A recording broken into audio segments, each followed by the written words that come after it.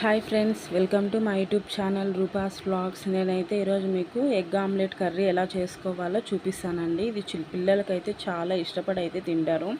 ముందుగా మనం 3 ఎగ్స్ తీసుకొని ఎగ్స్ చూడండి, ఇలా కొద్దిగా బటరు కొద్దిగా ఆయిల్ వేసి పెనంలో ఇలా ఆమ్లెట్ వేసుకునేసి పక్కన తీసి పెట్టుకునేయాలండి. అదే పెనంలోకి 1 టేబుల్ స్పూన్ ఆయిల్ వేసి అది ఆయిల్ వేడైన తర్వాత ఆవాలు, ఎర్రగడ్డలు, కొద్దిగా కరివేపాకు వేసి అలాగే సాల్ట్ కూడా వేసి మగ్గించుకోవాలి.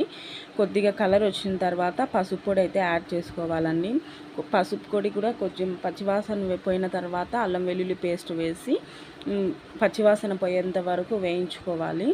పచ్చివాసన పొయ్యి ఆయిల్ అంతా ఇలా పైకి తేలినప్పుడు మనం కట్ చేసి పెట్టుకున్న టమోటాలు వేసి పూర్తిగా టమోటాలు మగ్గిపోవాలండి.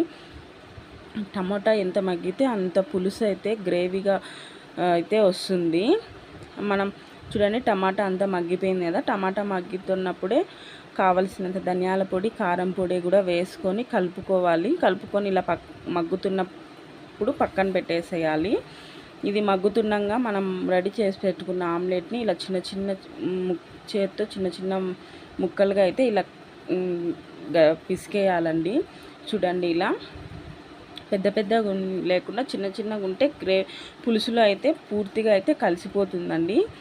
చూడండి, అంతలోపు ఇలా ఇక్కడ టమాటా కూడా పూర్తిగా మగ్గింది కదా. ఇప్పుడు మనకు తగినంత వాటర్ అయితే యాడ్ చేసుకోవాలి. చూడండి, ఇలా ఇప్పుడు యాడ్ చేసుకున్నప్పుడే మనకు సాల్ట్ తక్కువ అయితే సాల్ట్ కూడా వేసుకునేయండి.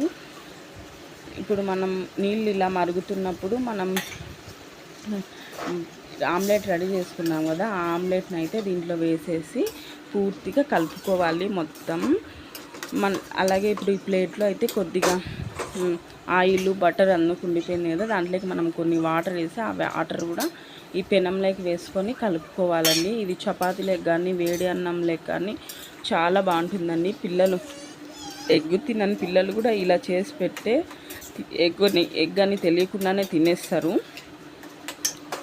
చూడండి, ఇలా దీన్ని బాగా మగ్గనియాలండి. ఈ వాటర్ అంతా ఇమిడిపోయేంత వరకు మగ్గనిస్తే సరిపోతుంది. చూడండి, కొంచెం చిక్కబడింది కదా.